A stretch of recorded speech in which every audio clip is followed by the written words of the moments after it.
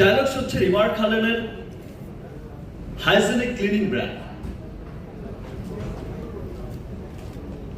বিশ্বের সর্বাধুনিক প্রযুক্তি,